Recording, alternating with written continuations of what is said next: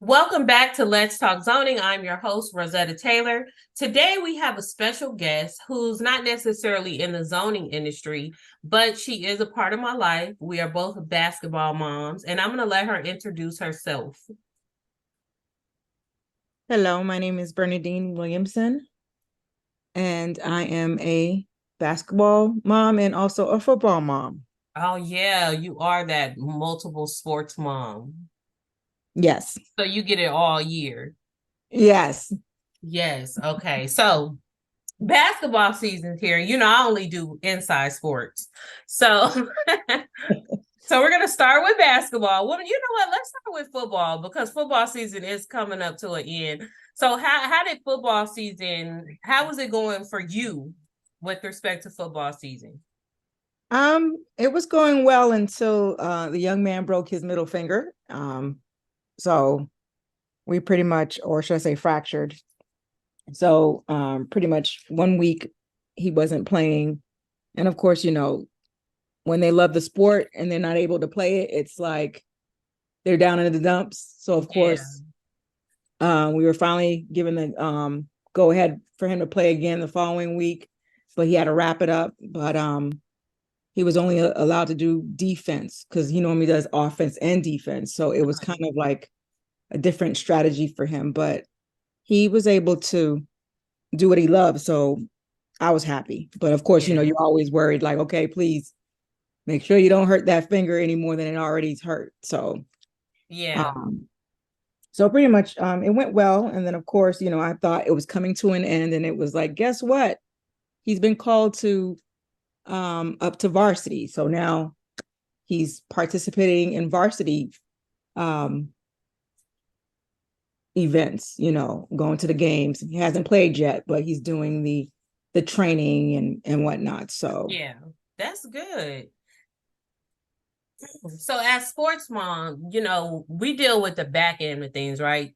The coaches deal with, the games and the practices, but we get the back end of things. Like you said, he hurt his finger. So just using that in general, how do you deal with like the emotional part of, an athlete? Because it's a lot of emotions that's involved in it. So how do you deal with that? it definitely was, because for me, when he told me he hurt his finger, I thought it was just a hurt finger, and Yeah, a little jam finger. yeah, until I went to go pick him up, and he's like, "Oh yeah, the coach needs to talk to you." And I'm sitting there like, "Talk to me about what?" It's like, "What do you mean?" He's like, "My finger, look," and I'm like, "It looks the same." And then I look at it from a different angle. I'm like, "Oh no, it doesn't look the same." Like what? And they're like, "Well, what are you doing tomorrow at 7 a.m.?" I'm like, is this a trick question?" They were like, "Well, we got an appointment for him to go see a doctor all the way in Alpharetta." And I'm like, "What?" Like, Why so did you have to go all the way to Alpharetta? Just out of because curiosity. it's because that's a doctor that Oh, that okay. the team Referral. uses, and they Nice. knew that doctor, and he deals with he's a doctor for the Braves, for the Atlanta Braves. Oh, okay. Yeah. I think So you that told me that. Yeah. right. So that night there was an Atlanta Brave game. So of course he wouldn't have been able to see my son. So then of course we had to go the next morning Yeah. in Alpharetta. And of course that's when we found out, yeah, it's not a boutonniere, because that's what they thought it was, a boutonniere deformity, which is the tendon. So it wasn't the tendon, it was the bone. So it's like Mhm. great. And of course it's like, oh my goodness. Because of course, as a parent, you have to be at work the next day. So now I'm like calling my boss, hey, I'm not gonna be able to come into work. I'm gonna be there late, like, of course, very like, because you're freaking out, and then they're like, and my boss is like, it's okay, thank you for letting us know, just keep me appro- Yeah. At and least they're at least helping. they cool about it. At least they cool Right, about it. right. Yeah. Yeah. But it was just, of course, you're like a whole bunch of things going through your head. You're like, oh my goodness, I have to be at, because normally I'm dropping him off and I Yeah. have to be at work at 8, so having to be there at 7:15, I'm like, yeah. That wouldn't even cross my mind if my son got hurt. Like they are, you should as being a human, you should already know like families first. So, Right, definitely. they don't know he hurt yet, but I'm not worried about y'all right now. I'll Right, see y'all. I'll log on when I'm gonna log on. Like, right. But in my case, I'm in my boss was she wasn't in the office for yeah, that yeah. week. So I had to let her know because I'm HR and it's only me and Hmm. her. So of course she's not in the office. So I had to give her a heads up. And she's like, you know what, just tell Gina, which is her boss, what's going on. And she was like, you know what, take your time, no rush. Which Yeah, is great because you don't ever yeah, want to feel like I can't take the time off to take care of my son. I mean, I'm exactly. gonna take care of him. I might just get in trouble, but I'm gonna do Yeah, it regardless. But is the yeah, fact that someone's supportive and hey, because they're moms too. Well, my boss's boss is a mom, so she understood. She's like, take your time. She has kids that do sports as well, so yeah. it was like, just put in an email, out of office, letting them know to reach out to me if it's important. And so I'm like, okay, great. So that takes off the pressure, but of course it's still like, okay, he can't bend his finger, what's going on? So it's like, Yeah, yeah, you want to make sure your child is okay. I yeah. mean, gratefully it So, wasn't so it's safe to say, like, you deal with the emotional part just as it comes, and just kind of like let it play out the way it's gonna play out. right.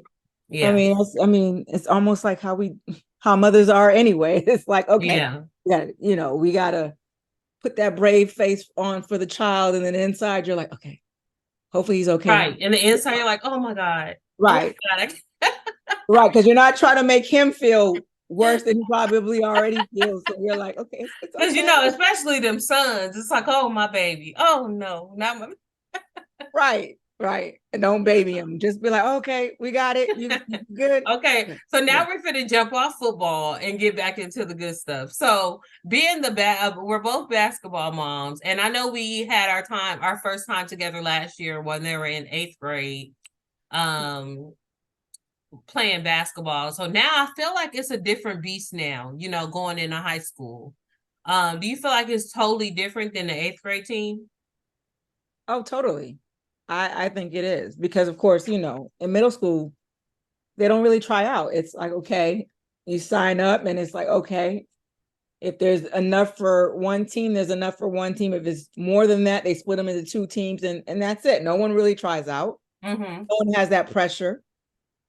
And now So it's go maybe ahead. that's in a private school setting, because I know, like, my son was in public school for eighth grade, and they actually did have Oh, tryouts. really? Okay. Yeah, they have tryouts in eighth grade at the public school. So he actually did have to try out, and he did make the team, but he also played with the private school team. Right. So last year I was at both. We would do the private school game, and then we'll drive all the way across town to the public school game. So just from a mother's perspective, that's a lot. You I know, agree. that Because is a lot. yeah, because my son played two teams too. Hmm. He played, with your son in the Yeah, and then private, at his private school. and Yeah. then we also did the other private school, which is his actual school. And so it was like the juggling of, okay, are they gonna um, overlap? Hmm. And if they don't overlap, it's like, okay, well, I gotta run over here now because he got this game here. So yeah. Yeah. And Um, even though the games are only like an hour and 20 minutes, it feels like the type of energy it takes away from you, it feels like an all day event. oh, definitely. Yeah. I feel like Um, I played sometime when I'm when I'm watching the basketball game. I feel like I just played and I just need to go, lay down and go to sleep. oh yeah. And then those 8 a.m. games, those were the ones that really like, oh my goodness, like I'd rather get them done early in the morning than I don't like those evening games because I I'm mean, I not an don't evening mind the person. morning games, but when it's like with that first that because they're not even up. Right, you know, right. And then the we get game them start off slow. You be like, right because need to they're wake playing. up. You're looking at them like, really, like what is wrong with you guys? Like, come on. Um, y'all should be used to this. This is what y'all signed up for. Come on. So yeah. Exactly. So what's some tips? Because we have mothers under us that's coming into the world of being a sports mom. What are two tips that you would give them, the younger mothers that, are coming up?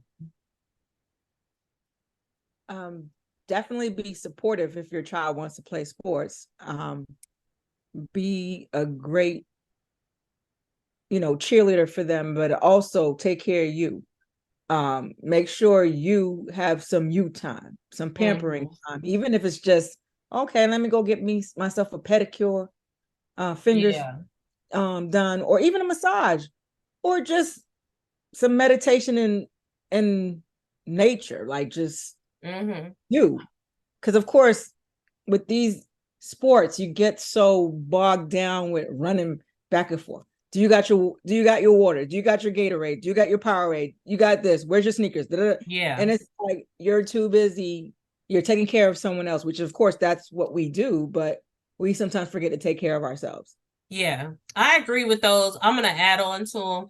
I would Sure. also say, when they get to a certain age of maturity, to just and you acknowledge that maturity, just let them go. Let them loose. You don't have to be at every training. You don't have to be, right there on the front line of the game. Just have confidence that you've done all you can to get them where they're at and just let them loose. And that's the hardest part for me, Bernadine. It was for me, was to say, okay, he good. So I feel like I'm at that point now to where it's like, okay, I don't have to be at every single thing. He's good. I get it. Yeah. So I would say that one. And also, you have to trust that the coaches have your kid's best interests. So if you have your son a part of a team where the coach doesn't have their best interest, then that's probably not the best fit for him or her. So just, peep out the coaches and the coaches and staff to make sure that it's the best fit for your child. Because they're humans. Coaches are humans, and not all humans are great. So you want to make sure they're on, great staff. Oh, definitely. Yeah. You So don't that's want what I your, would give. But right, because you I'm don't want your excited. child feeling inadequate. Yeah. Yeah. Yeah. Yeah. Mhm. So this podcast was about, being a sports mom and stuff like that. Here on Let's Talk Zoning. So do you have any last words? Because I don't like the podcast to go too long, so I like to cut them short. Um, I hear that because Yeah. no one wants to keep hearing about rambling. So I Right. get No, it. it ain't rambling, but it's just like I Right, don't want to sit here listening to two people talk for more than 20 minutes. So I know that right, nobody right, else want to right, hear right, it. right, right. I mean, definitely, like I said before, definitely take care of you and make sure you feed your child knowledge not only about the game that they're playing, but the fact of their etiquette of not giving up, the etiquette Yeah. of respecting and being respectful of other players on other Yeah. teams or even on their own team. Because Hmm. sometimes we've seen it where someone thinks they're the top tier of the team and don't respect everyone else that they're playing with. And we definitely Exactly. Yes. Yes, we have. And yeah, that's just part of being raised right. I'm trying to say, like, you should respect oh definitely everybody anyway. of course. And I feel like one thing I do want to say is that not just basketball, I'm sure all sports feel the same way. Just being an athlete, I feel like the things that they learn as athletes, whether you go to college and play in college or not, it's gonna apply something positive to your life.